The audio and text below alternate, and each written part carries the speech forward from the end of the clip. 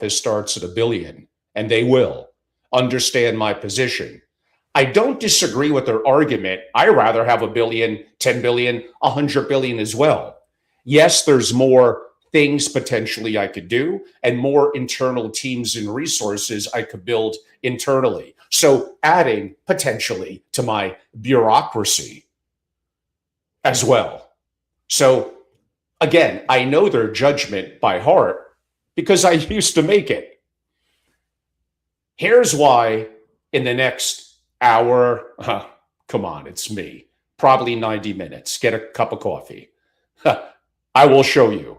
A family worth 50 to 100 million can today run a genuine single family office, full privacy, full control, full command of the money at a level of speed and capability that most billion-dollar plus families can't match and probably never will. Because the thing stopping them is the thing they're most proud of. Everything they've already built. Is there still a floor? Yeah, it's probably above 10 or 20 million. So the structures at that level may not carry the weight yet. But at 50 to 100, the debate is over. I've spent more than 20 years inside the ecosystems of well over 100 families that I was close to around the world, many of them billionaire families. I know exactly what their family offices did well, and, well, of course, where the bodies are buried. The old minimum was never a law of nature. It really was a payroll number, and that payroll just died. So ask the question the whole structure rests on. Why even have a single family office at all?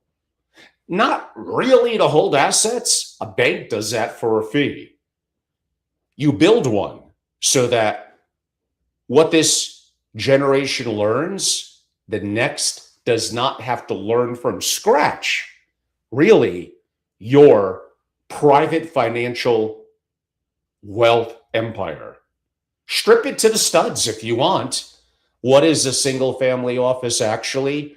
Not really an investment firm, not a wealth manager with better stationery, not one more advisor in yet another nicer suit.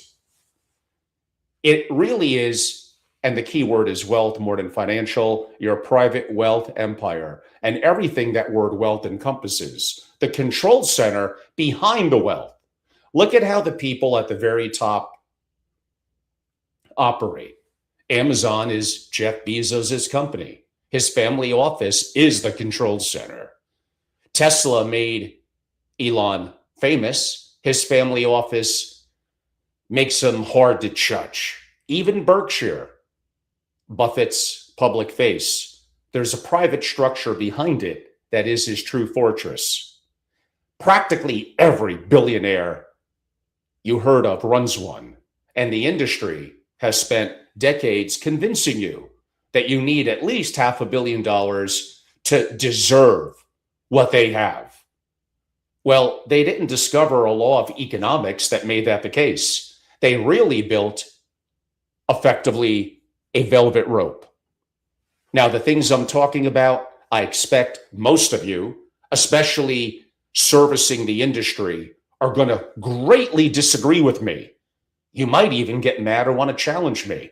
That's okay. Having discussions is good for all of us. And personally, at events or digital, I actually enjoy debates. I don't assume that I have all the answers. I may have some. Like a good poker player, I want to adapt to the situation. Conditions change, new information comes in. Right now, from my perspective, it's very different than it was even a couple of short years ago. And no question, there is an establishment that is trying to hold on to that so-called velvet rope, that exclusivity. You need to be in the $500 million, $1 billion, I mean, my God, to make the bottom of the Forbes 400, I believe is about 8 billion now. I got one friend that tells me you're not really rich until you're at that level. Obviously, I disagree. And sure, what I'm talking about probably 4 to 5 years ago would have been much, much harder for a variety of reasons. And this is going to be long form. I have a lot to discuss. Some of you, well, may not like it, may disagree. Like I said, that's okay, including for me. Get out of your echo chamber, open your mind. Now let's continue. Behind that rope, to me, there's, and pretty obviously, and has been for forever, a big three in the single family office world. Three things that kind of the structure of what I'm describing has always been about, and three things you cannot buy from any outside provider, really at any price. A single family office exists often exactly for one reason: to carry a family's capability, emphasis on the word capability, across generations. We talk about privacy, control, and customization. Privacy, while your wealth may become invisible. Your holdings, your transactions, your family's internal affairs stop circulating through a bank's back office, a wealth manager's client database, maybe a conference cocktail hour. Your business becomes your business, period. Control, well, maybe you become the puppeteer and not the puppet. Every investment decision flows through you. Every fee justifies its existence to you. Every strategy serves your vision. You stop hoping your advisor has your interest at heart. You know the incentives, well, because you built them. And customization. Your wealth works exactly how you want it to. Unconventional convictions? Perhaps. Okay, do it. Build a portfolio that you believe in. Optimize for, maybe in your case, your grandchildren. Structure everything for a 100-year plan. Your rules, your goals, your legacy. The big three: privacy, control, and customization. Optimized, nothing could compare to a single family office in the collective of those three. Now, I'm going to add a fourth that even I don't put in my brochures. I don't know why. It's perpetuity. Structures that survive any single person. Why my private intelligence and strategy membership community is called SFO continuity. Perpetuity and continuity. Now, that's knowledge that transfers across generations instead of dying with the founder. Systems that get smarter every year. We're going to get into that. The difference between rich for now and forever truly wealthy. Beneath all of it sits the truth that commonly in the field of wealth management, like what? They don't really say to your face. I'll say it for them. Nobody on earth cares about your wealth, your family, your legacy the way that you do. You may not be the best person for it, but you should care about it the most. They can't. It's structural. Their children don't depend on your decisions. Their grandchildren won't live with your outcomes. Not an accusation, really incentive physics. Proximity is not loyalty. A fee relationship is not a bloodline. And that is why a team dedicated to your family and your family only, potentially 24 hours a day, 7 days a week, is the ultimate arrangement in private wealth. It always was. The only thing wrong with it was kind of the price. Now hold that thought, because the price is really the whole story. You got to think what the current arrangement has cost to you. Be honest about what you have now. Because the case for the family office isn't only what you gain. It's kind of what you're bleeding. Run your own arithmetic. A family, even at 75 million, between banking relationships, all advisory fees, fund fees, product markups, and tax inefficiency of really nobody coordinating anything, is typically paying probably 1.5% to 2% or more, like all in every year. Do the multiplication. 7 figures annually, compounding against you for quarterly meetings and a glossy book. Now that's the visible bill. The invisible bill is really the crime. Your children learn to be consumers of wealth, never creators of it. They see advisors. They never really see leadership from you internally in the family. They inherit distributions and dependence. Now, we all know the phrase, whether I perfectly agree with it or not, shirt sleeves to shirt sleeves in 3 generations probably should be more purchasing power to purchasing power over 3 generations. People quote it like it's the weather, like it's something that just happens to other families, unlucky ones, of course. Well, it's not the weather. It's exactly this. The assets transferred, but your judgment didn't. And assets without judgment, that's not true wealth. There's a countdown there with a nice statement attached, of course. Your family's unity erodes into a payout calendar with like your surname on it. Siblings who convene only at advisor presentations, decisions that happen to the family, but never with it, never. And your legacy dissolves into other people's products when your advisors understand your wealth better than your heirs do. Those values in your family are not being transmitted. Your vision dies with you, and what survives is a number in a trust, maybe a good number, maybe it's even growing, but it's not a living legacy. The industry has convinced you that this is normal. It's not normal. It's the predictable output of a system where everyone at the table except you gets paid, whether or not your family thrives. The family office isn't about saving fees. It's really about saving families. I didn't want to make my first real hardcore argument strictly only about the monetary aspect, although that does play into it. I wanted to segue that into the concept of the family, of unity, of perpetuity. And those are things that go simply beyond when we talk about wealth, the monetary aspect. Although, let's not fool ourselves, and I am going to talk about that relatively soon. And that has changed too. So, of course, the monetary aspect, the financial aspect of wealth is important.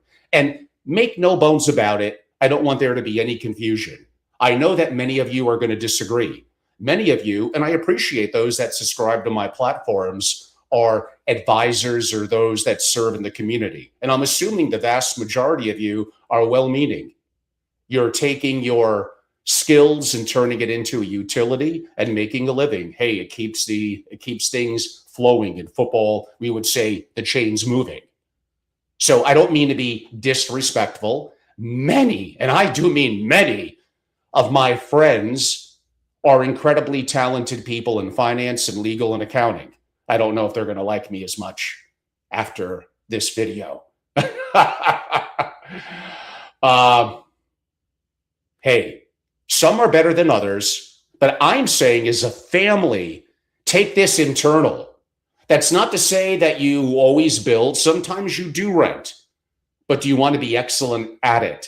Is privacy, control, and customization in what we're discussing important to you?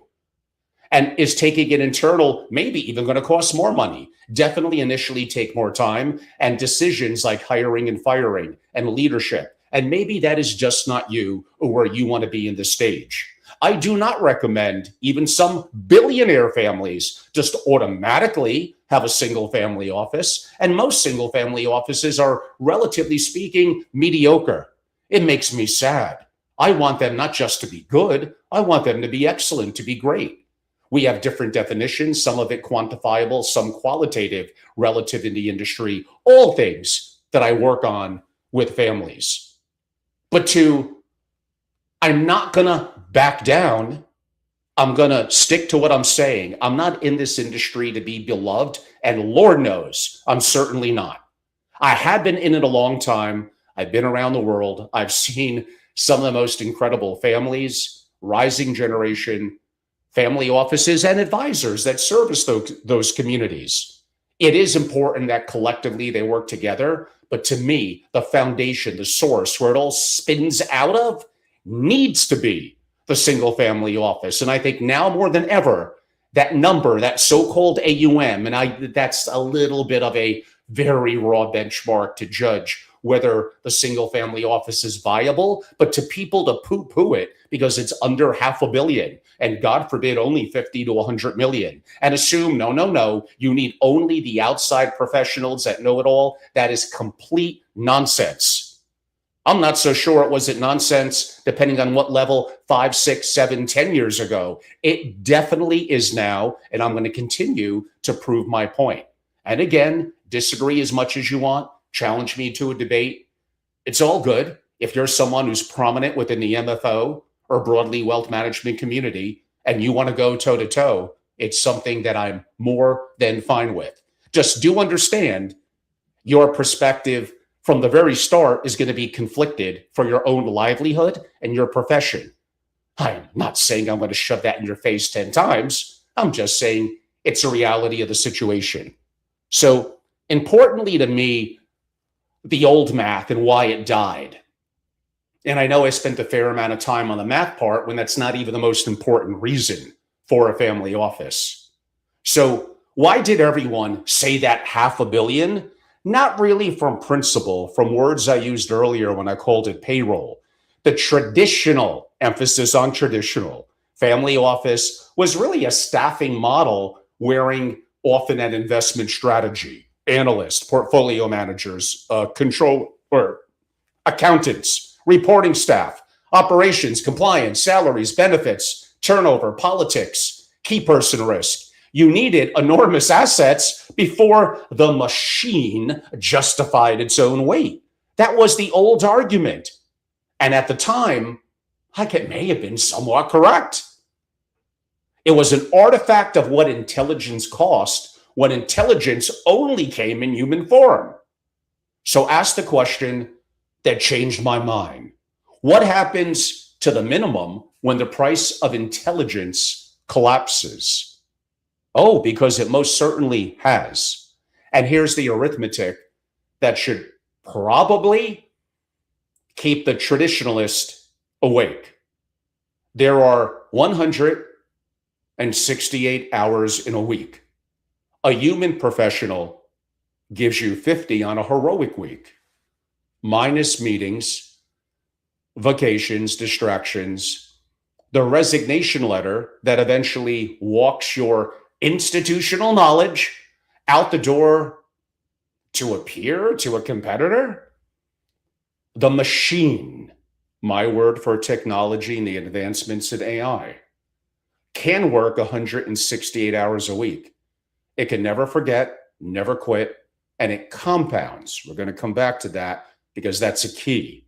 The gap between what intelligence cost for the entire history of wealth management, aka family offices, and what it costs today, this afternoon, if you're Eastern time, is the single largest structural arbitrage in kind of private wealth today. And understand what that collapse did to the old family offices, because this is the part their own children, I think, actually have already figured out. Let's go back in time. The family office of 2005 existed because its services were scarce. Consolidated reporting, manager access, deal flow, research, coordination. You wanted those back in the day. You built them because you couldn't buy them. Now in 2026, think about it. Nearly every one of those services is somewhat commoditized, democratized, AI augmented, past the point where any single family office could probably compete with it. The reporting is worse than a platform's. The research is slower than the right model. Deal access, I mean, come on. Some of your rising generation can reach venture deals through their college friends and relationships, run institutional grade analysis tonight, hire world-class expertise by the hour from anywhere on earth, which is why inside the legacy family offices, the next generation has quietly stopped asking what the family office is for. That's old news. And started to ask, honestly, the harder questions. Why do we need one at all? I know it sounds like I'm talking out of both sides of my mouth, since I'm like the greatest advocate of the single family office. Now, for the family office built on services, that question really has no good answer anymore, because the only advantage left standing are kind of these four: speed, customization, integration, and privacy that you cannot get anywhere else. Now, notice what they have in common. Not one of them is a service. They're all properties of an institution. And the second A provider sells them to you. They're selling them, well, to everyone else as well. The billion-dollar office has to carry a payroll built for the scarcity era. We're getting a little deep here. While its own heirs question its very existence. You get to skip the entire dead layer and build only the four things that really still matter natively from a blank sheet, even if you have to restructure today's world. Easy. With the best tools in history. No legacy systems, no entrenched staff, no committee study. God, that dies in legal review. Let them renovate a museum. You're building a rocket. Now, here's how I test any family office, a billion-dollar institution, or really one born this year. Three things. Putting on my Peter Drucker, my favorite hat to put on, practice management, and how to go from mediocrity to good to excellent. I look at things like first principles, I look at speed, and I look at bottlenecks. Does it reason from first principles, from how we've done it to can it execute at speed? Today's world actually moves at, because speed matters more than at any point in your career. And how many bottlenecks stand between information and action? And how many approval loops? Committee calendars and sign-offs exist for comfort, much more so than function. Put the big old cumbersome family offices through these three tests and watch the majority of them fail. Precedent instead of principles. Quarters instead of hours. Bottlenecks it can no longer see. It can't even see them because they've been institutionalized into the culture. God, you want to know why I'm so beloved by everyone? Now, put a smaller family office through them, either built or even rebuilt, like I said, correctly. AI native. It reasons from first principles because it carries no precedent. It executes in hours because, well, nothing stands in its way. It has no bottlenecks because you refuse to build any, which leads to the sentence almost nobody in this industry will say out loud. There is more potential. Maybe that's the key word, potential, in a $50 million family office built right than a $1 billion family office built in 1995. The future belongs to the fast, not the big. And for the first time ever, $50 million is big enough because fast just became the thing that money is not going to be able to easily buy. I need to focus on intent, a force that decides like everything. Before a single entity gets formed, we're going to get to that. Before a single dollar moves, the part almost every family skips, and the reason almost every family office really underdelivers. Here's the brutal truth of most family offices, including so-called famous ones. They are investment offices for one generation, masquerading as multi-generational institutions. They have a balance sheet that spans generations and a purpose that often expires with whoever built it. What's missing is intent. Intent is not a mission statement laminated for the annual meeting. Intent is a burning purpose that survives the founder, the magnetic force that aligns every generation. The filter applied to every decision, every hire, every investment. Intent is the difference between a family office and a family legacy. Before you build anything, your family answers four questions in writing in your own words. Let me change that a little bit. Why? Why does this family exist beyond making money? What will make the third generation fight to keep it alive? Not just tolerate it, but to fight for it. How does every decision made today serve the family 100 years from now? And which values are so core that violating them means you're no longer operating in this family's name? Weak answers produce what? A weak family office. No matter how elegant the structure, and we're getting to that, strong answers become the Constitution. Everything else is built to serve. Listen, me going solo today for probably about an hour and a half. Yeah, I got some show notes. I'm on some riffs. I'm saying things that most people giving away free and publicly, well, they either don't have the knowledge or sometimes the gumption, the capability of putting it together. I am sharing the insights of the reality of the industry and what's available today. I'm going to get to structures, 5 layers of the structures, how investments have changed. I'm into the intent aspect of it now. We're going to talk about the rising generation. Of course, we're going to talk about the machine, the tech, the AI. You're getting a lot here. For my members, I'll be writing effectively yet another, I think it's number 9, ebook, this one more intimate, about 100 to 120 pages. And it accompanies what I'm updating also this summer. I started a couple of days ago, my 700 slide kind of a handbook on creating a top 1% family office. It's an incredible time.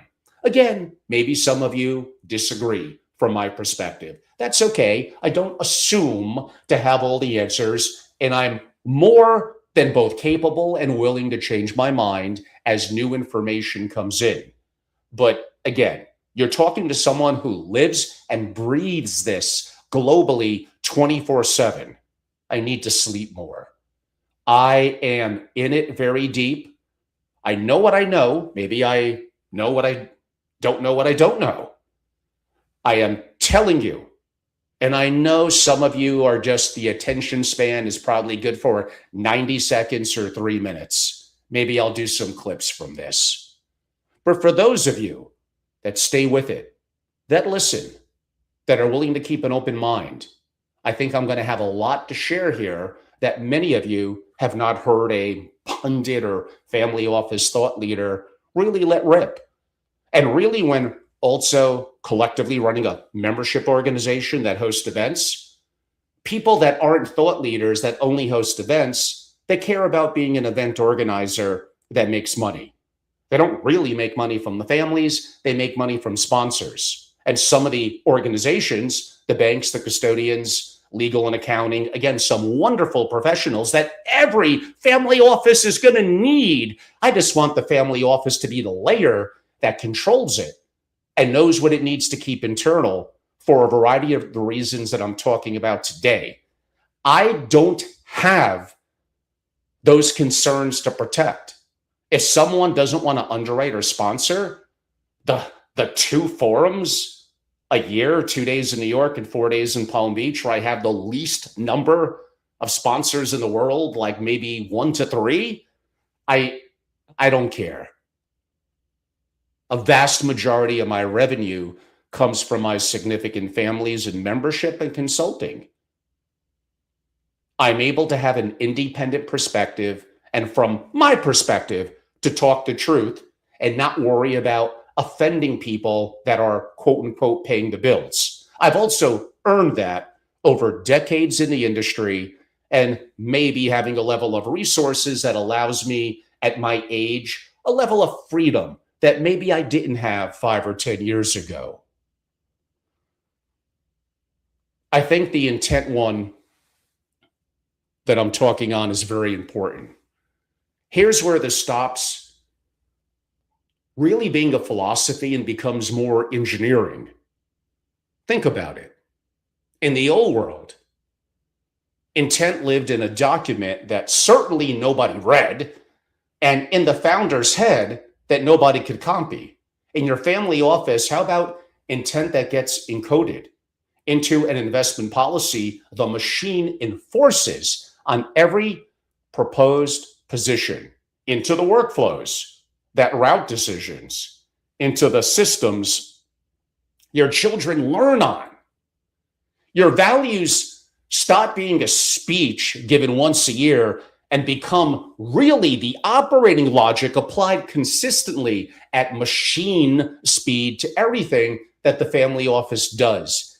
AI does not dilute intent. It's the first technology in history that actually guards it. You get intent right, and the rest is execution. Skip it, and you're building effectively a very expensive brokerage account with like your name on the door. Like, among the first things that changed my mind, I hinted at it earlier, is kind of structure or structure as a strategy. I mentioned two core things that kind of changed the facts. We hinted at both, but I'm going to dive a little deeper now. I tell you, this was deep and long form. Here's one of the first ones. A family office is a legal architecture before it is kind of anything else. And I want you to understand this section the way that maybe dynasties understand it, not as paperwork, but as strategy. The structure is a weapon, right? It transforms chaos. Let's go with that word, chaos, into control, taxes into deductions, and vulnerability into, well, of course, invincibility. I'm thinking of the lender management versus commissioner, United States Tax Court, end of 2017. The lender family, yes, the Bagel family, ran a management company providing investment management services to the family's investment LLCs. The IRS took the position the industry had feared for years, that this is just a family managing its own money, mere investors, so the expenses are not deductible as a business expense. The tax court disagreed. And in disagreeing, it handed every wealthy family, however we may define that, at least in America, a blueprint. And it does apply internationally, the flow and structures, architecture for sure. The court held the lender management was operating a genuine trader business. Why? Because it behaved like one. Its own staff, rent, continuous services, sourcing, diligence, monitoring, reporting, delivering to entities beyond a single individual. And critically, compensation through a profit's interest. Yeah, there's art and science here. We could do 3 hours on this. You're getting a little bit of the lighter version. It earned a share of the upside it created the way any independent investment firm earns its keep. Not a family passively watching its money, a business serving clients who happen to share a last name. Now, understanding the architecture, the structure, the legal maneuvering, and there are nuances that apply globally. But here, the US sets a bit of a precedent, and the unique tax aspects here in America are very unique and much more onerous than other parts of the world. This is a very, very important subject, and the opportunity from this makes, at lesser AUM amount, the structure of a family office more viable and broadly more attractive, beyond even, although how important, privacy control and customization. My members get proprietary videos and write-ups that are much more comprehensive that I did relative to this. And probably like 5 of the top 7 or 8 global attorneys have appeared in some of my private programs in person, and proprietary videos for members and connections I make to them to the best of the best. And it just so happens, I think it's August 18th, is that a Tuesday, perhaps the most prominent global attorneys based in Switzerland. He's been on my programs before. Martin Michaels is coming on. And that guy's knowledge of international structures and how the world is on fire and chaos now, this has never been more important. So this, and you all thought I only cared about AI. It's very important and underlines everything. And you're all completely weak on it and messing it up. But yes, it is deeper than that. And understanding the beauty of architecture, of structure, is very, very important. So why does this all matter so much? Because what happened actually, like about that same year in 2017, here in the US at least, a tax act suspended miscellaneous itemized deductions, meaning ordinary investment Expenses became for individuals essentially limited in deductibility. Every dollar spent managing wealth the passive way is now a very limited to, if at any, tax benefit. But the expenses of a genuine trade or business remain deductible. Same activities, same dollars as an individual, effectively non-deductible bleeding, but structured the lender way, a legitimate deductible operating business. At your scale, the difference alone may be worth tens, maybe hundreds of thousands or more every year, perhaps, and for a long time. The tax treatment by itself maybe helps to justify the build before we said a word about anything else. And notice how the lender family actually operated, because there's a doctrine hiding inside the case that matters like as much as the tax holding. They didn't actually hire internally everyone. They didn't do everything in-house. They ran selective outsourcing with the family controlling, and the family office controlling the process. The family decides, the family directs, the family owns the architecture. Outside specialists are engaged deliberately on the family's terms for exactly what outside specialists who could be great are needed at. That's the model, not no advisors. I never said that. Advisors on your payroll logic instead of theirs. Control of the process is the product. Everything else really is a version of staffing detail.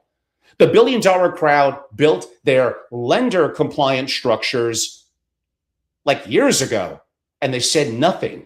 The blueprint was really never a secret. It was just never offered to you. Now the stack itself, to me, I look at that as really 5 entities, each with a job, not complexity for complexity's sake, sophisticated simplicity. Now, do understand, there is a level, and depending on your situation, where you are, regimes change, taxes change, conditions change. And what I'm describing with the lender family was specific for them. There's nuances to their situation that maybe are different for you. And who knows what that situation, if under greater scrutiny, would be to you. That's why you need the highest level of legal reasoning with deep, deep experiences with family office structures, nuances, domiciles.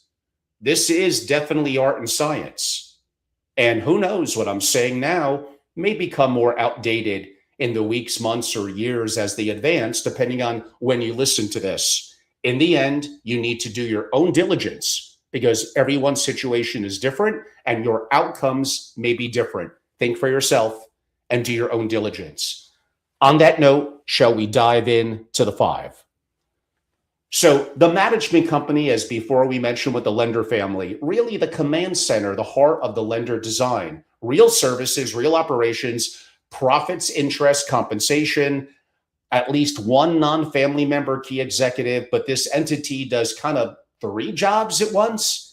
It is where your AI systems actually centralize, one brain serving every entity beneath it. It is where the intent is codified and the constitution your family wrote before anything was built, operationalized. It is your talent magnet, the home of even what I would call phantom equity. So the exceptional operator can hire participants in the upside that they create, compensate them like an owner aligned with the family without surrendering even a single share of actual ownership.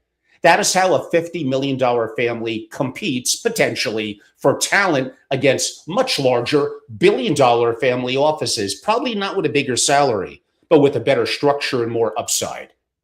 Then you have the asset holding LLCs, segregated by asset class and risk, the operating business in one, the real estate interest in other, the security interest in yet another. Why?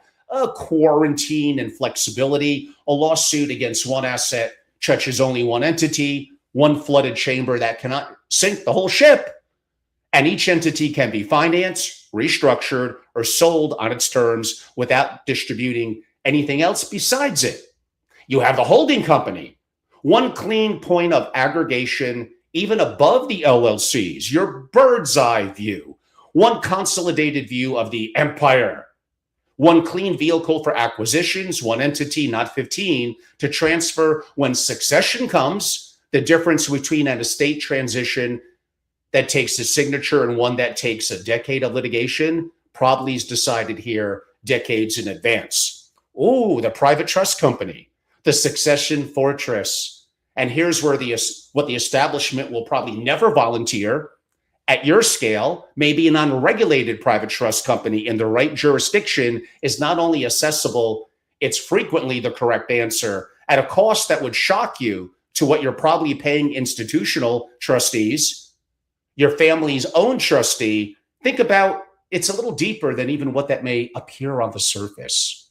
No more petitioning an institution to understand your family. No more trustee turnover, resettling relationships every, 5 years? No more court approval to adopt generations change. Control without ownership, the crown jewel of the doctrine.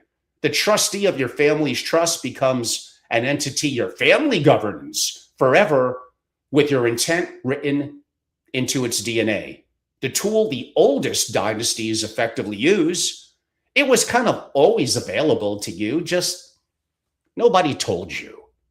Ooh, the family foundation, legacy amplification, and the most underused entity in my 5 stack.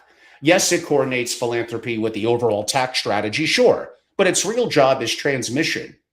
The foundation is where values meet practice and where the rising generation often gets its first taste of real command, a board seat with real capital and real consequences. Grant decisions that force your children to articulate what your family actually stands for, the safest arena to learn governance before the stakes are like the whole fortune. 5 entities, 5 jobs, but one system. Your intent at the center of it, your machine wired through all of it. Engage, like I said, elite, and I do mean elite. There may be a very limited number. A family office, legal counsel to build, probably not your golf partner with a law degree. Selective outsourcing. Counsel works for your architecture on your terms. And the blueprints, I know I helped to build them, do exist. I've also watched them built and stress tested them around the world for decades.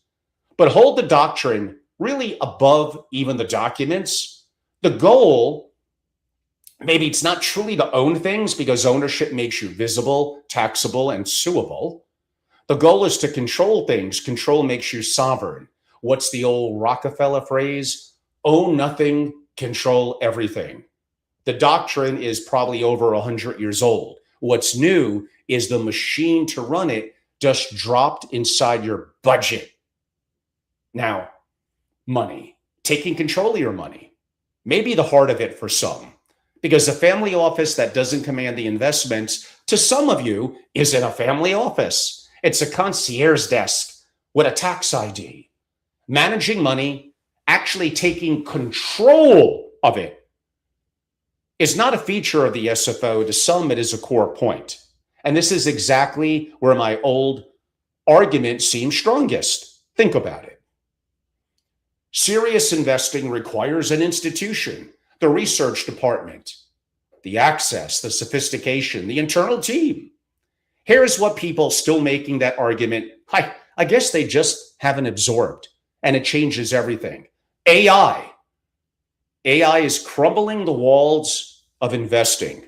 The moats are falling, and all of them. Think about what the institution's advantages actually were.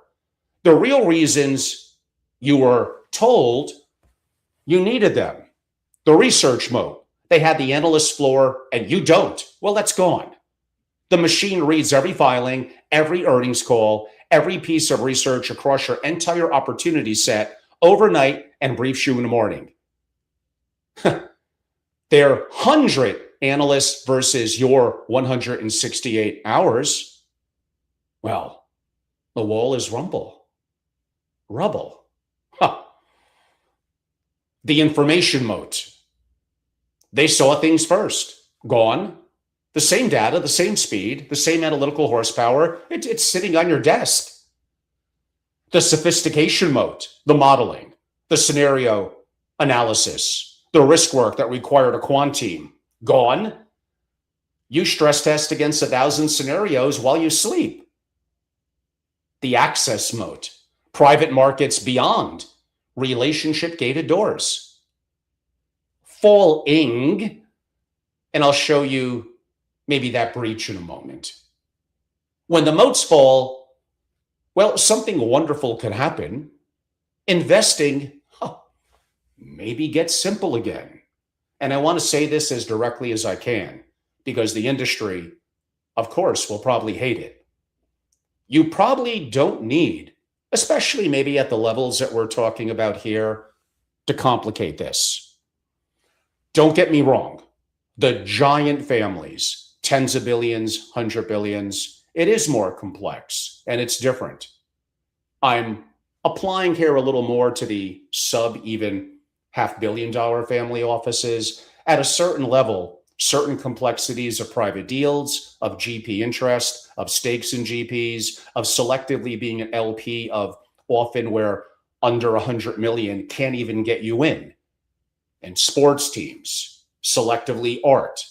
So yes, there is differences between 50 million, 300 million, a billion, 10 billion, and we got multiple families around the world now at 150, 200 billion and up. There's nuances. Although I think an hour and a half going on here is a pretty long time, investments are getting 5 or 7 minutes. But the big picture of what I'm saying is true. And definitely for under $500 million, there is no doubt about it. 100% correct. So really think about it. That complexity was never really sophistication. Complexity really felt more like an invoice. Every exotic structure, every product with a derivative wrapped around it, every strategy you couldn't explain to your own children, that wasn't intelligence at work. That was probably a fee justifying itself. What excellence actually looks like, at least at 50 to 100 million, how about a real investment policy statement and a clean asset allocation as a spine? Your IPS, written, specific, honest about your family's timelines, risk tolerance, goals, horizons, your investment constitution. And here's what changed. The resources available to build a genuinely world-class investment policy statement and allocation today are extraordinary. The best thinking on allocation, drawdown behavior, and portfolio construction, once locked inside institutions, is now open. And AI will definitely help you draft it, pressure test it against decades of market history, argue with it, refine it until it really is truly yours. Then the machine enforces it. Every proposed position interrogated against your own constitution before it even reaches your desk. No drift, no fashion, no salesman's product of the month. A clean allocation you actually understand deeply enough where it's easier to teach your children. Ruthless war on the 3 guaranteed leaks. What? Fees, taxes, and structural drag. Because at your scale, those are guaranteed returns, and guaranteed, well, maybe brilliant. Simple to describe, almost nobody does it because every intermediary in the old system was paid to make it complicated. And with that simple spine in place, the entire market, definitely public and to some degree private, is yours. So public markets, easy. Direct ownership where it serves you, tax losses harvested position by position all year long.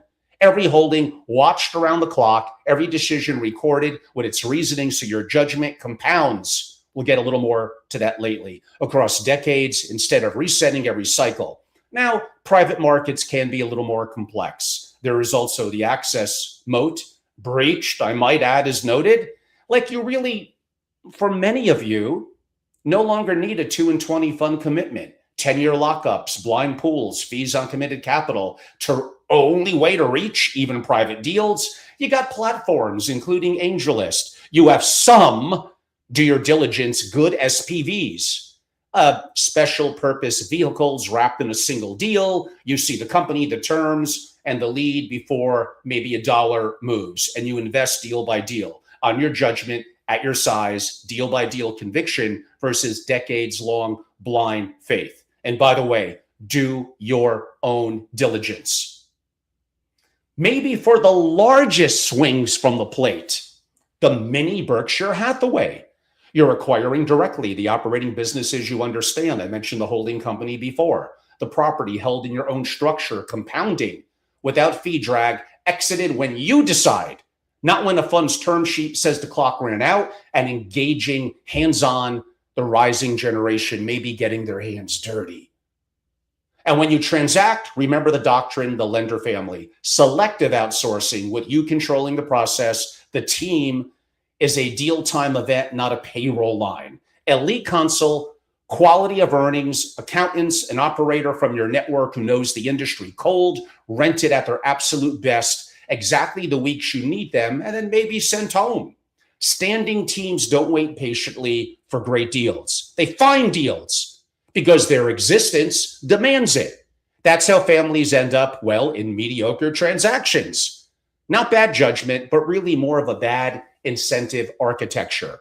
Meanwhile, the machine does the diligent grunt work that used to take an associate team maybe weeks, 6 weeks. Every document in the data room read, cross-reference, every claim in a pitch checked against every number in the exhibits without fatigue, without any ego. AI has no ego. Overnight. Round it out with a discipline allocation, diversifying your portfolio. Again, I don't want to make this an investment discussion, but it is important in the context of why I'm having this conversation. Now, that brings me even one last advantage from this perspective. Maybe it's the biggest one. How about this at the levels that we're talking about? You can actually move the $1 billion, quote me on this, the $1 billion family office is a super tanker. Committees to convene, positions too large to exit for some without moving the market. Career risk attached to every decision, so nobody decides. My 3 tests, first principles, speed, bottlenecks, commonly failed at $1 billion scale. You, my friend, are a speedboat with institutional grade radar. An opportunity that's meaningful to your family is invisible at their minimums. You can enter in hours, maybe exit in hours. You can be tactful. Lean into a dislocation this week, step aside next month with no investment committee to convince, no fund documents to amend. Nimbleness used to be the consolation prize for being small. With AI leveling the information field, nimbleness is now, it could be the whole prize. They know what you know, but you can act on it like maybe by dinner today. Step back and look at what you're holding. Really step back. A simple, honest constitution, machine enforced. The full public market owned directly and watching around the clock. The private market open, maybe deal by deal on your conviction. The largest positions acquired outright and compounded without carry. And the one thing the institution can buy back at any price, the ability to move, that is institutional grade investing. You just did it without the institution and faster than the institution.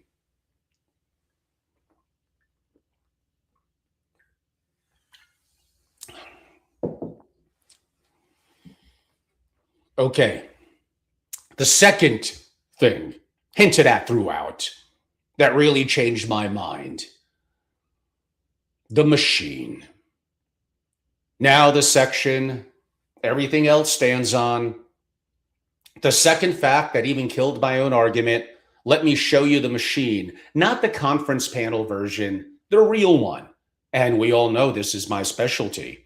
I am not commenting on AI for family offices. I'm running it daily inside real, global, single family office ecosystems. Start with a plain question. What does AI actually do in a family office? I don't know. Let's think. Maybe a normal day. Overnight, while your family sleeps, the machine reads every filing, every earnings call, every piece of research touching anything you own or are considering. It reconciles the accounts across every entity in your structure. It checks every position against your investment policy. It watches your risk against 1,000 scenarios by morning. It has written your intelligence brief, just like you're the president. What moved, what matters, what needs a human decision right now. During the day, it could draft reports that used to take a week. It triages the correspondence. It reads 300-page documents in a deal you are considering and tells you, sometimes in minutes, where the bodies are buried. And when you need a tool that doesn't exist, we're going to get to this.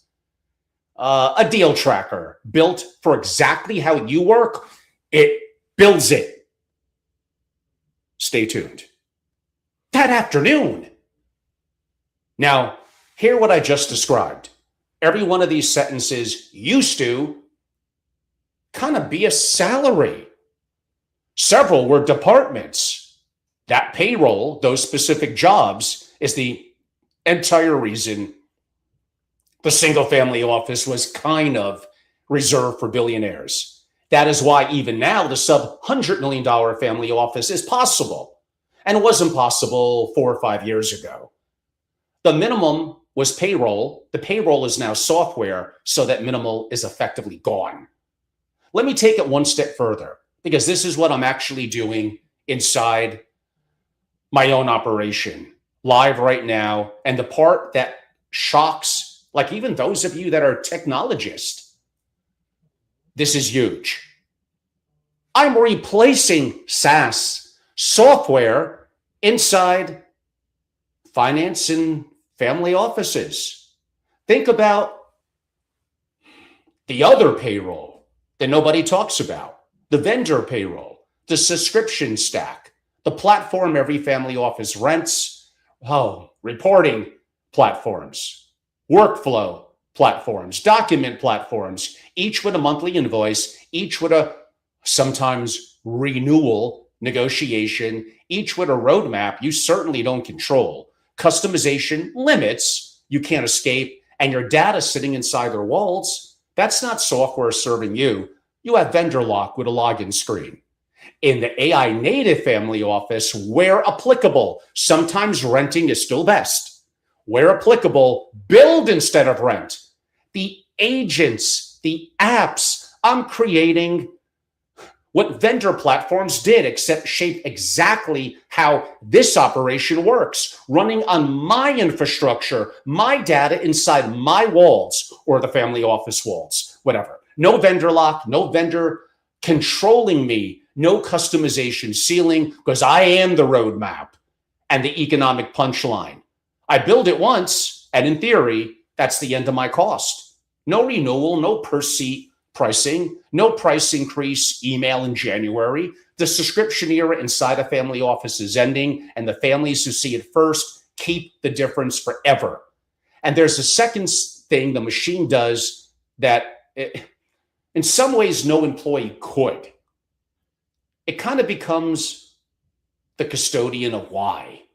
The most valuable asset a great family has after the money is its judgment. Why you passed on that deal in 2009, how you read a counterparty from across the table, what crisis or crises actually taught you. In a traditional family, the judgment kind of has no custodian. It lives in heads. It walks out with a retirement or a funeral. In your office, it gets captured as it happens. Every decision, every lesson written down with its reasoning in a form your AI reads and understands. The result is something no family has really ever had, a permanent memory that you can talk to. Ask, why did we structure the real estate deal this way? And get actual answers with actual reasoning from an actual moment.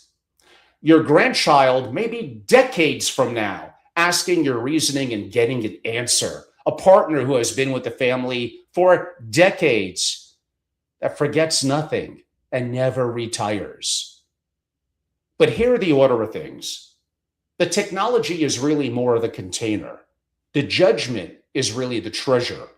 A family that starts writing down its why on legal pads this weekend is ahead, definitely ahead of the family with perfect software and no habit of honesty.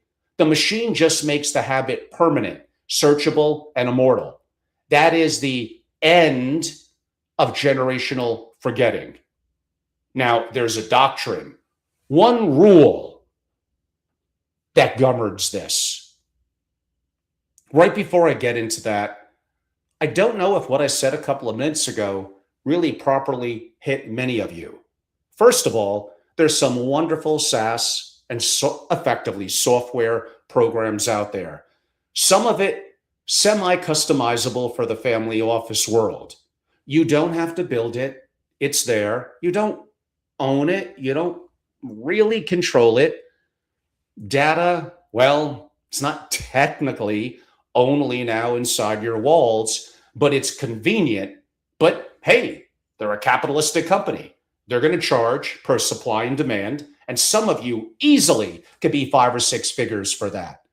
You can, if you want to, give the consideration with your AI in building more private, owned and controlled and customizable software specific to you.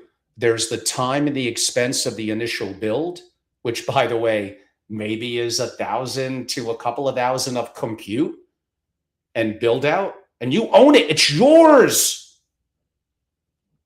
I have one multi-billion-dollar family office executive that has replaced some of the largest family office software brands on earth and has saved the family hundreds of thousands of dollars. You could build investment thesis, deal tracking, deal scoring that isn't even really available, created as a markdown file, which is what my members often collectively do, and including in my master classes, and then sharing it, running it through Claude Code or another build platform. And it's right there. It's all yours. I know this is coming at many of you very, very quickly. And a couple of years ago, oh my God, even like a year ago, this really wasn't available. And now you're asking me why? How can I build a real single family office at whatever, 50 to 100 million? Now you're beginning to understand. I hope, if you're staying with me. I did tell you this was going to be long form and deep. So I promised I would come back to the doctrine. One rule governs how you build all of this. And this all ties in, including to how I went over yet again the SaaS. Chamath Palihapitiya.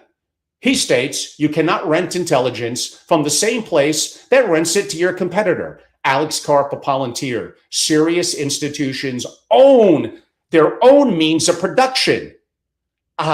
For a family office, maybe I'll compress into 6 words. Own the brain, rent the horsepower. The brain is your data, your memory, your judgment encoded into systems. Yours permanently. The horsepower, the raw computing, rented commodity, replaceable if you want by breakfast. Families who invert this will discover they outsource the one thing that no family can afford to outsource: their thinking. So in practice, kind of 3 rules. Never trust only one AI alone. Run a lead model and set a second model, a third model from a rival lab against it, whose job is to attack the first one's conclusions. One model tells you what it thinks, and others, forced into disagreement, may tell you their perspective or what's true. Put the routine work on rails. The daily grind runs automatically on a schedule, improving every time as the models so frequently improve. And you save the heaviest intelligence for the decisions that actually deserve it. Is that hard? And keep the most sensitive material, your most proprietary information, on machines you own. The frontier closed models, the best models, always live in someone else's data center under someone else's policies. So the family's innermost picture runs on a private model, on hardware in your own walls, reachable from you anywhere and touchable by no one else. It doesn't bleed or touch into the cloud. The ceiling is borrowed, but the floor is yours. No revoked account, no rewritten terms, no vendor decision that can take your floor. The cost of all is this sits within easy reach of every family watching, often at a fraction of one's salary from an old model, which, I mean, there's going to be interesting hires in the future. Think about, not do we hire for investments, operations, accounting? Maybe the future is the better question. Who builds and runs the machine? A role most of this industry hasn't named yet, but officially in AI circles, a forward deployment engineer. One technically very, very fluid person, maybe in family, possibly the next generation, who doesn't do the work, but builds the workflows that do the work. At your scale, this may be the one of the full-time operational hires that really important that you make, maybe worth more than multiple conventional ones. The world is changing. That is the machine, the thing that killed my old argument, running now at family scale for the first time in history. Governance. I'm going to do this differently than probably every governance panel that you sat through. Lucky you. Because the panels often start with committees, and committees, I think, are overrated. Quarterly parliaments, 200-page decks, nobody finishes, consensus that stands like every bold idea down to a safe one. That's not governance. That's, again, here we go to a bottleneck wherein prudence is clothing. So I start with the first principles question. What is governance actually for? It's for stewarding the two things that your family has that compounds. And here's the uncomfortable truth: how the traditional models treat them. The first is your capital, and your capital is probably magnificently governed. I'll be optimistic. Trustees, custodians, auditors, investment committees, an entire apparatus, millions in lifetime fees, all of it guarding the money. Your capital compounds. That's the whole design. Every quarter, a package arrives proving it, I'm sure. The second, though, is your judgment, the family's accumulated ability to decide well, the pattern recognition that took 30 years and real losses to build. Now name the apparatus protecting that. Who reviews it? Who audits it? Who is the trustee? In most families, often families with 10-figure balance sheets, the answer is nobody. There is no system. There is hope that the wisdom transfers over dinners by osmosis, of course. Well, it doesn't. I've watched it not transfer for over 2 decades. So most families are getting richer. Yes, they're getting richer and less capable at the same time. And their reporting only measures the first one. Nothing in the quarterly package tells you whether the family's judgment grew this quarter, whether the next generation understands one more thing than it did in March, whether anything that lives in the founder's head made it out of the founder's head. You measure what you treasure. And this industry has trained families to treasure exactly one of the 2 things that actually matter.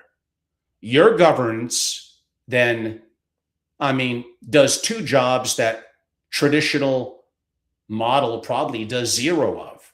One, it makes decisions fast, and it makes judgment compound. So I do go back to velocity first. Some of you may disagree. A decision needs three things: the right information, the right authority, and no clock. The machine delivers the information. Every decision arrives pre-analyzed, scenarios modeled, and the rival model's objections already on the table. So you design the other two: routine operations below a threshold, machine executed, human review by exception. The middle band. Your operator decides inside of 24 hours. Strategic commitments, 48 hours. Full analysis attached. Only the genuinely transformational really gets the 7 days in the whole family. And the rule that makes it real: a missed deadline is not a pause, it's an automatic escalation. Nothing dies in an inbox ever. Decide at 70% certainty, waiting for 90 is probably not rigor. It's fear with a spreadsheet. At the day's end, ask the question that separates the serious operations probably from the theater. Not what did you do today? What did you get done? What did you get done today? Activity is not achievement. With the machine tracking every commitment to its conclusion, hiding behind, I don't know, the business stops being possible. Then the second job, the one no committee has ever done: govern the judgment. Every meaningful decision gets recorded with its own reasoning, not just the outcome, into a family's permanent memory. And the review habit changes accordingly. You review the reasoning, not just the result. I think this should be pretty obvious to you. A good outcome from sloppy thinking is luck, and luck really teaches nothing. A loss from sound reasoning is tuition, and tuition probably should never get paid twice. Once a year, measure the second line, the one no advisor will put into your package. What does the rising generation actually control? Not just attend, however, control. What decisions do they make this year with real consequences?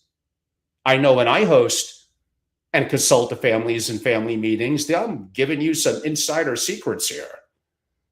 What did this family learn this year that is now written down somewhere outside of one person's head? If those answers embarrass you, it's actually good.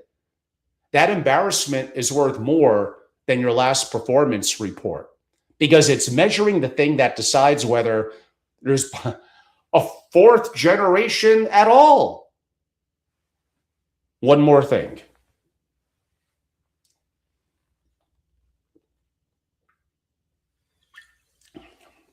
Since governance is ultimately about people, when you hire for mindset and the ability to learn, even before skill. My favorite interview question in the business: tell me about a time you replaced yourself with technology. The person with a real answer is an operator. The person offended by the question is like museum staff. You're being liberated from them. You're lucky. And notice, this entire section is just my 3 tests really applied. Let's go back to them. First principles govern the 2 things that actually compound, not the rituals. Speed, hours, not quarters at every tier. Bottlenecks, find every approval loop that exists for comfort rather than function. Oh, I just gave you a good one. Every meeting that could have been a decision, and get it out of the way, every one of them. A $50 million family that decides in hours, compounds its judgment, holds an advantage no billion-dollar family office committee will ever catch. Speed is what better information is for. Capture is what better decisions are for. Govern both those lines. Now, the enemy within your gates, a warning, warning, because the moment you begin this build, something, I've been doing this too long, something predictable happens. Everyone around your money will try to talk you out of it. Your trusted advisors will tell you this is too complex, too risky, too ambitious for a family your size. I could maybe state my translation of that. We're about to lose our fee stream. Your current providers, banks and platforms will suddenly, now that they know you're onto this, become incredibly attentive, concerned for you, generous with warnings, offering at last the access they never offered before. Notice the timing, though. The system ignores you until you reach for the exit. Now, the third enemy is actually quieter. Your own programmed doubt, decades of marketing have trained you to believe that you need their permission, that families like yours don't do this. You're too small. The velvet rope is load bearing. And I know that voice well. I helped to write the script back when I believed, and it was more applicable in that old math. Now, here's the truth that really dissolves all three. Every billionaire family office on earth, started somewhere, and most started, all, especially going back, probably started with less sophistication than you will have on day one, because none of them started with the technological resources, the machine we now have.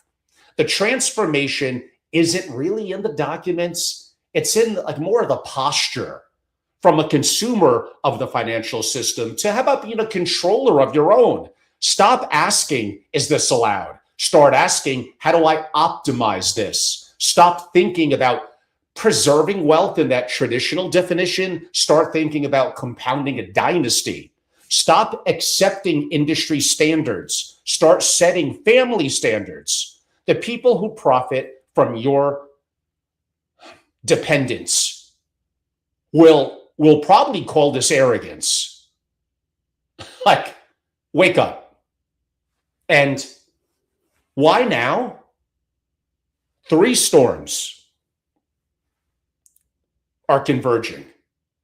And it's not really what I would even define as a neutral backdrop.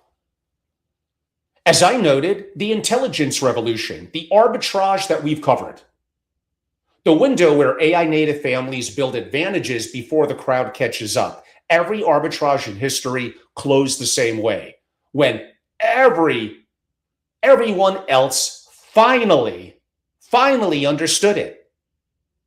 2, the trust collapse. Banks that fail on weekends, advisors structurally conflicted, institutions that treated your data like as their asset. You can be a casualty of the system's decay or more proactive, an architect of your exit. And how about the control imperative? I mean, look at what's on the table now. Wealth taxes on the table in serious jurisdictions, unrealized gains proposals that were unthinkable a decade ago, capital controls, currency debasement, political volatility aimed squarely at families like yours. Against that landscape, a sovereign family office, it's not a status symbol, it's a survival architecture. And waiting, it's not neutral. By waiting, you're making a decision, and you're making the worst one available. A year from now, without this, and other 7 figures surrendered, your children a year older and not 1 hour more capable. The families who started a full year of compounding ahead, 10 years from now, that gap is not a gap, it's a different game. And someone in your family asked the question you least want to answer. You least want to answer this. Why didn't we do this when we could?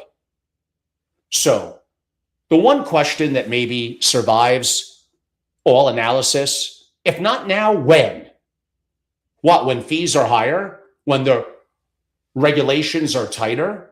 when your children are less teachable, when the window is closed, you will never be more ready than you are this very moment. Now, we're heading somewhat to the home stretch. The rising generation. Think of it as capability, not really a seat. One more thing the current system quietly destroys, but the family office could quietly rebuild your children. Ask a principal about his or her heirs, and they answer too fast. Oh, the kids are involved. Involved. Really? Involved means they attend the family meeting. It means they're copied on a quarterly deck. Involved means that they have a seat. A seat is not the same as them wanting in. And your children know the difference even when you don't. Here's what I've actually watched across, again, hundreds of families. The rising generation almost never rejects wealth. What they reject is the role that they're being offered inside. Because in most families, that role is really decorative. Show up, be briefed, nod, don't break anything, wait for what? For what? Wait for, essentially, for death. This is the implicit career path in most family offices. Your job is to wait for your inheritance responsibly. And then your parents are generally shocked when a bright, capable 30-year-old finds that arrangement probably suffocating and pours him or herself into anything else, a startup, a foundation, maybe a life 3 time zones away. That's not disengagement. That's a rational response to a broken offer. I've watched both versions from up close. I've shared this one before, about 2 or 3 weeks ago. One family heir, 38, 10 years on the investment committee, never once had final authority over anything, but can recite the portfolio in their sleep, but has never decided. When the transition comes, and sometimes it comes suddenly. In that example, he will hold assets he has observed but never operated. That family transferred a balance sheet, and they're going to call that succession. Another family, the daughter, 26, was handed a real allocation, not play money, real, with real consequences and a real mandate. Her father, in the room afterward, not to overrule her, but to interrogate the reasoning. Not, again, was the outcome good? Was the thinking sound? 10 years later, she isn't waiting for anything. She is the most capable allocator in the family office now, or at least the family now, including the generation above her. When her transition comes, nothing will actually transfer except a title. The capability moved years ago. Same wealth, same love. Nobody in the first family was negligent. The difference was architecture. One family built a waiting room. The other built a training ground. Think about it. In your family office, the training ground is the design. And the curriculum probably does have ages. 16 to 18, maybe mock portfolios, real-time feedback from the family's own systems, learning by doing, not by watching a presentation just once a year. 18 to 22, leading machine-assisted diligence on live transactions, managing a real asset with real numbers, defending proposals to the family. 22 to 30, the proving ground, a real domain, genuine responsibility for the result. Transaction sourced, executed end to end, a seat earned through performance, never granted by birthday. Because you know this from your own life. Nobody ever fell in love with a business by just observing it. And this is where everything collapses into one point. the judgment being captured in your family's permanent memory. The heirs are the only place that effectively it can ultimately go. Like judgment doesn't transfer, it just doesn't, into a trust. It transfers into a person, or it dies with the person who has it. The heir handed real decisions with real stakes early, while the elders are still alive to coach their reasoning. That their heir engages not because you demanded loyalty, because you finally gave them something worth being loyal to. Did you ever think about it that way? The next generation should not be given a seat, but they should be given capability and let the capability earn the seat. Something that I kind of call your number in the room. Let me land kind of where this actually lives. Your capital will probably be fine. Truly, the money is the most protected, most professionally managed, most redundantly safeguarded thing probably in your entire world. I don't know if anyone needs to worry about the money. What's at risk is everything the money can't buy back once it's gone. The judgment compounding instead of dying. The children choosing this family's work instead of escaping it. Those two things are one thing, and they will not survive by default.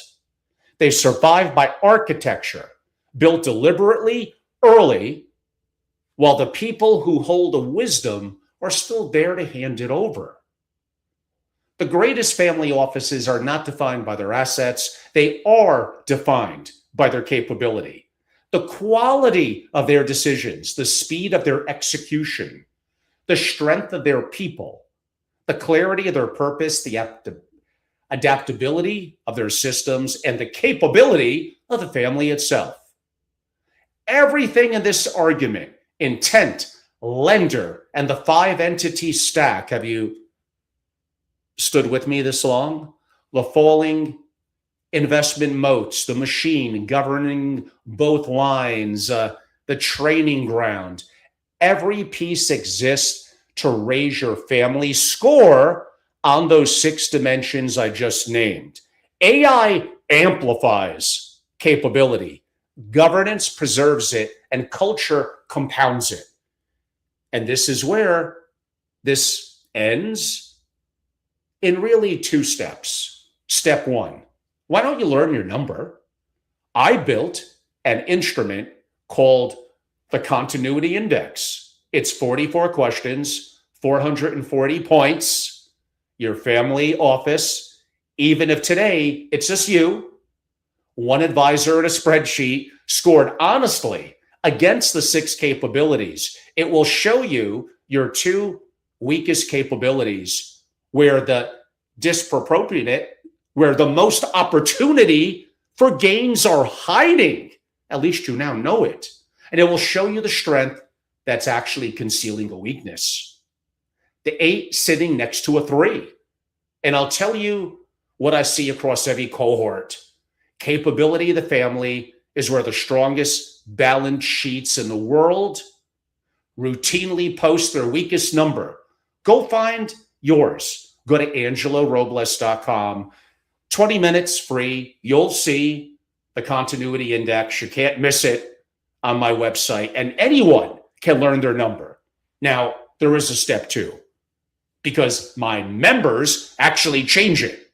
Everything I just described, the doctrines, the structures, the architecture, my playbooks exist in a built, documented, operational form inside my SFO Continuity, my private intelligence strategy and membership community, the operating system for the modern family office. Membership puts all of it in your hands over 12 months. Both of my living books that I rewrite every 30 days, the AI native single family office, and 10 things every family should be doing now with AI.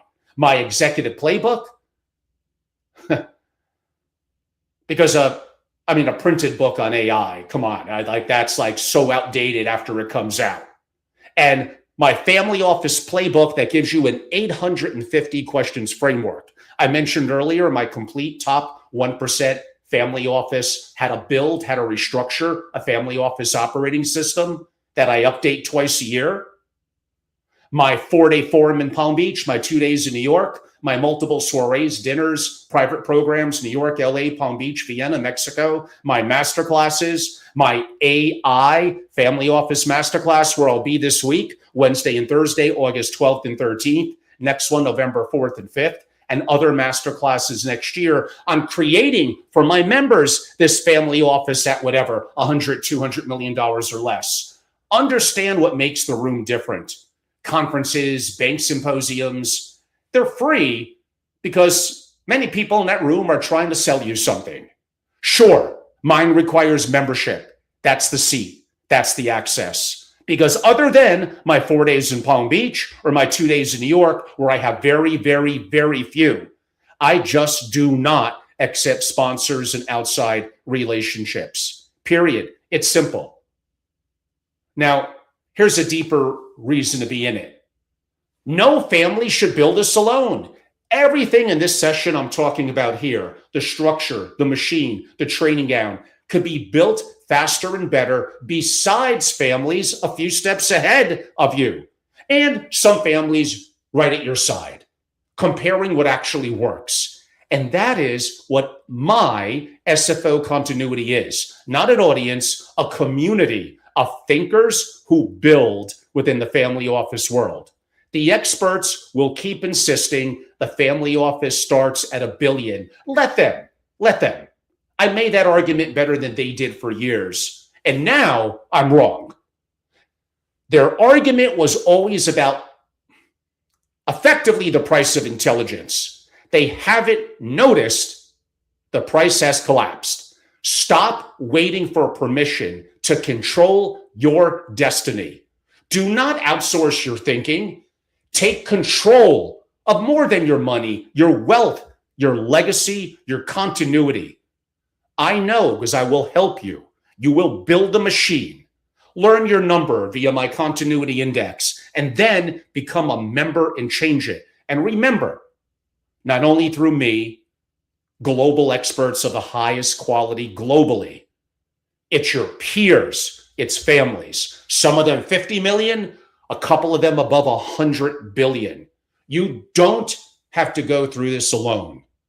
Join the families that are actually building. And I said earlier, if not now, then when?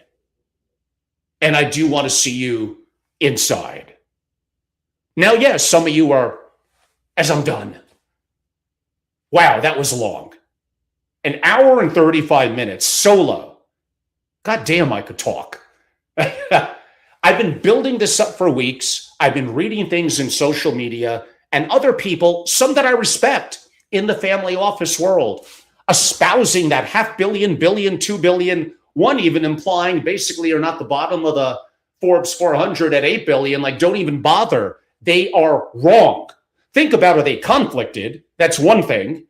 And then, do they really understand the nuances of privacy, control, and customization? What I spoke about intent, about continuity and perpetuity in the family, about the engagement of it, about the lender versus IRS, at least here in the US, about the 5-entity stack, and the big one, what used to be the reams of people, and now more tactical outsourcing, but more importantly, the power of the machine of intelligence. Humans created effectively sand that thinks. Think about it in terms of AI. And that capability will never be weaker than it is today. Although linear as a form of intelligence still valuable as IQ, when the highest levels like Fable 5 are mid 140s and Einstein was 160, and look at how it's rapidly increasing, not what used to feel like 3 or 4 months. Now it's weeks it's changing. Even just Grok 4.5 to 4.6 was like a 2.5 week gap. And now they're expecting the next one in 2 weeks. The competition is great. It's happening so quick. Intelligence is dropping the cost of it radically. And you get 168 hours a week out of it. You just have to know how to harness this. You don't have to let go of people in your family office. The redundancy of a lot of that work could be better and faster, augmented with AI, releasing the human creativity, the deeper thinking, the critical thinking, the collaboration that could come. Actually, in some ways, one of my relationships believed that AI could unlock not just more family offices, by the way, and including with like all the riches created from SpaceX, other major companies going public soon. What's going to happen is a hell of a lot of people from 50 to a billion are now going to need a family office and need incredible people to be a part of it more than ever before. But he noted a good point that certain things on deal access and deal making could also be an influx of people, even while other things become more AI enabled. So let's be positive about this. We don't need to be negative. That's not going to get you anywhere. Playing the victim is the loser's game. Weak people think the world is against them, and they might be right. Strong people don't give a you know what if it is. You need the mindset. You need the skills that become a utility. Nothing that you learn this day, the next 30 days, is going to come anywhere close to anything you could do with AI that maximizes your capability. Your number 2 through 10 combined and times by 10 will not touch it. Yet, you let resistance and fear get in your way. Knowing what the inevitable is, maybe that's 6 months, a year, maybe it is 4 to 5 years out. Do you want that to be you? To be blindsided? To be ignorant? To look back and say you could have done something, but you didn't? Many of you heard me mention now my second AI masterclass, in-person immersive this summer is, if you're watching this live, it's tomorrow. I've had people join a day before and jump on in and figure out a way to get to my masterclass, even if they're a couple of hours late. So it's August 12th and 13th. The best faculty along with me in the world, access to my whole framework, my blueprint, both of my books totaling 600 pages. I am by far the most active person in the family office world who integrates and uses AI, builds with AI, has reams of hundreds of agents across various platforms that I use. And we teach you all that. We give you markdown files. You then put that into a Claude code. It creates software and programs for you. We're building a database of that for our members that is incredible. Deal sourcing, deal tracking, aggregation, reporting, some accounting services. Do you think it's going to get worse as the days go on? It's going to get better. The people in the network of SFO continuity, the members, the builders. We have someone, 81, who's going to be part of the class tomorrow. 81. Rich, doesn't need it for more money, wants the institutional knowledge, it's still mentally very alert, engaging the rising generation, readapting the family office. Doing this well before the summer is over gives you an incredible edge. Yet, many of you, sounds interesting, but I'll pass for now. You don't take action. Why? Because it takes the seat of being a member?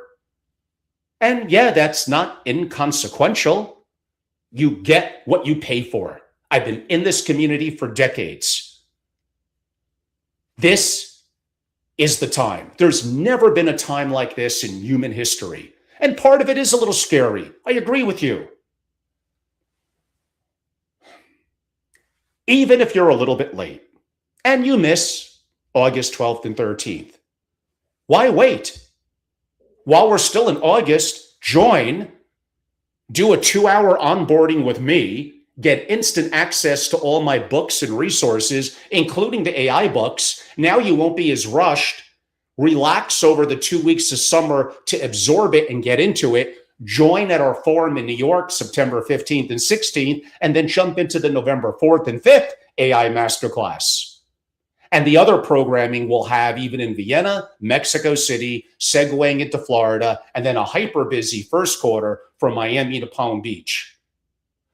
Peer to peer. This is the time.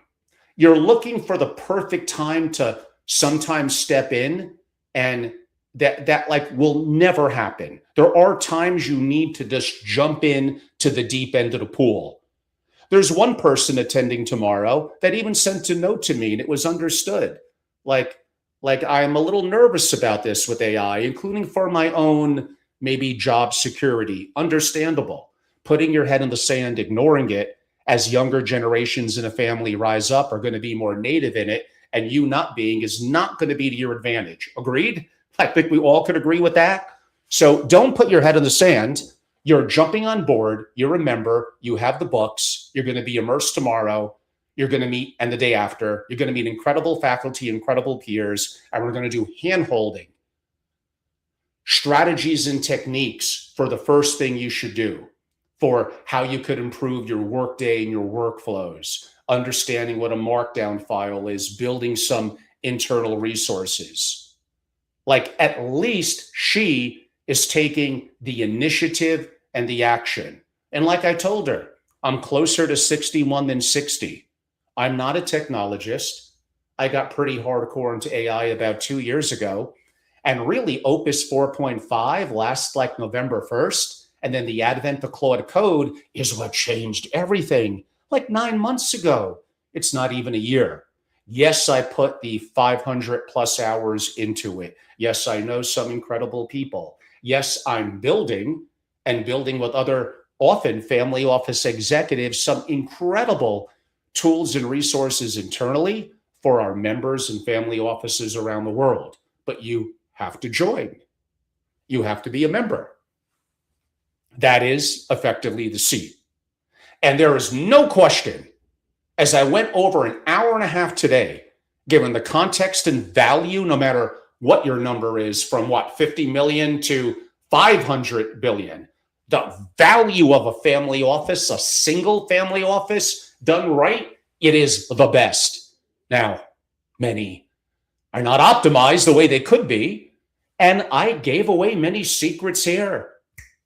I learned a little bit from interviewing Tony Robbins digitally and in person over the years. You could give people 98% of what to do, give them the book, that 2,000 pages. Collectively, all of mine are actually about that.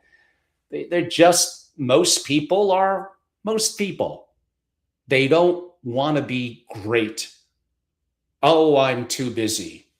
You don't need to sleep 8 hours every night. You could go a week with 3 or 4 hours sleep a night and use that time to learn, lose your weekends. The world is resting this summer, but not you. Sergey Brin's not resting. He's worth what, 300-400 billion.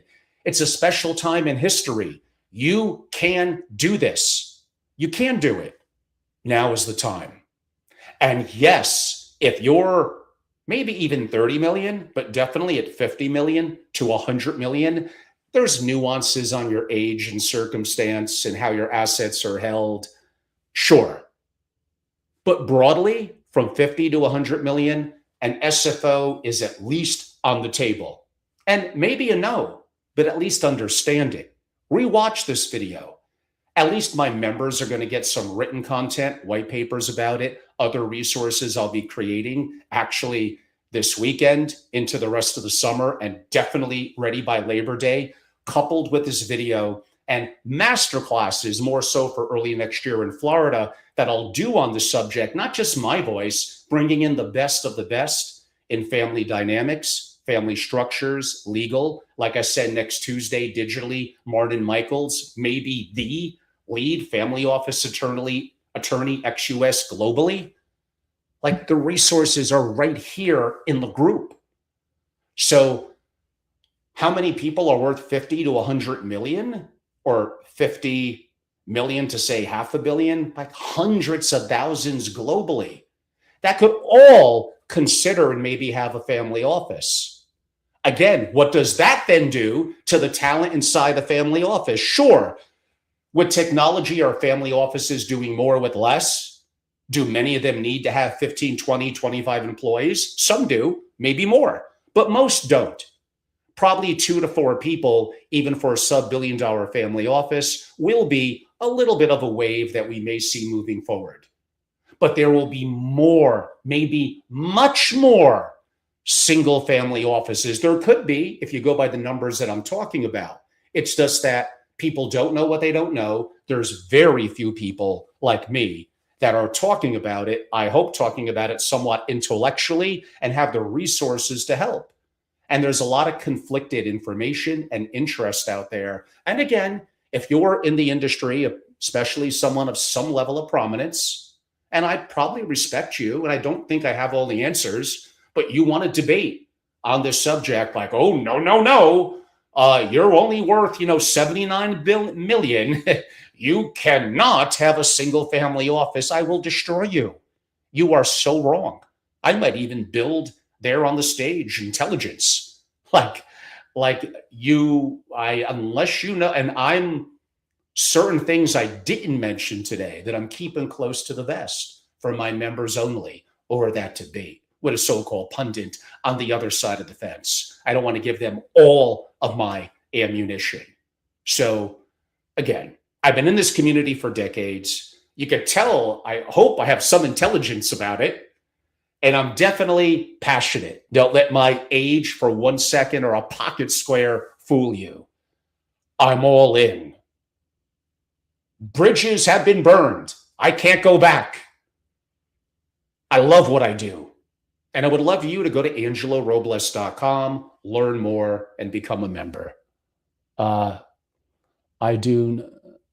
Some comments. One, thank you. Like another one about the pocket square, but it's a good one. So like, I love you too. Last night was like, hey, you look like Chuck Norris. Chuck Norris, rest his soul, was much better looking than me, more famous, and I believe wealthier as well. So, but yeah, when I put on my black Stetson cowboy hat, like me and Chuck in the beard, he could also whip my butt. He passed away about a year ago. Even at 81, he probably could have done that too. Octavian, yes. Octavian and I, he's in Europe. I've interviewed him. Great guy. We disagree on some things, probably more political and geopolitical, but that's okay. A friendship is a friendship. I learn from everyone, and he is awesome. Yeah,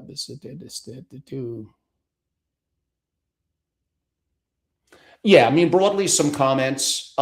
Again, very little on the family office structuring and comments, very little about the investing, even really nothing about the AI aspect, but a lot of it about the family business, the family dynamics, the rising gen, and broadly agreeing and happy that I not only AI, that I do talk about other subjects. Like some of you think it's only AI, a little geopolitics and investing, and all things I do love.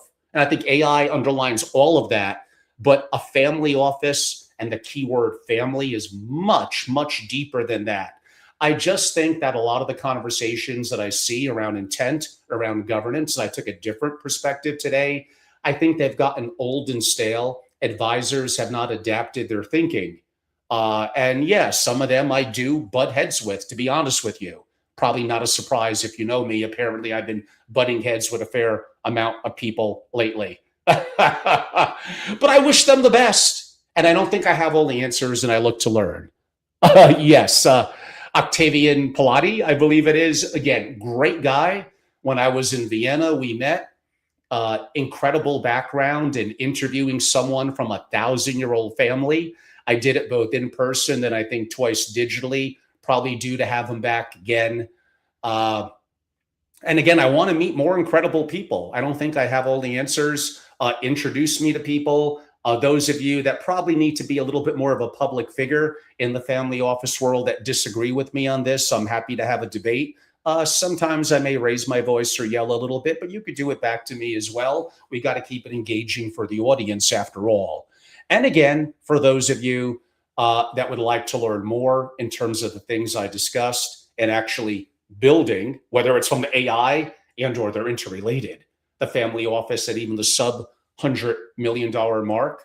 And again, I got multiple members at billions. I got two, I guess, Forbes 30. They one of them for sure above 100 billion. So I got huge families as well. They're just going to have more layers and bureaucracy that, again, creates more complexities, especially for an existing system with protective layers and committees around it. Well, if it was easy, then everyone would be doing it. It's meant to have some challenges. But I do appreciate many of your very, very kind comments. If you're not following me on social, go to my @family office on YouTube. Many of you already follow me on LinkedIn. And if you want the real deal, you go and become a member. AngeloRobles.com. Again, thank you for many, many of the comments. Very, very helpful comments to your peers in the chat, so to speak. It's a little bit tiny font, so some of it's a little hard for my now 61-year-old eyes to read. I hope we're all good. Again, I'm off to New York. My masterclass August 12th and 13th, AI integration, hardcore. Some of you I'm going to see there because you're members and you're signed up. I do look forward to it. And I'll keep my eye on my email. If you're in the greater New York area or can make it, it is not too late. And it will 100% change your life, and quickly. I'm Angelo Robles, everyone. Have a great day, a great week. Maybe I'll be live this weekend, if not until next week.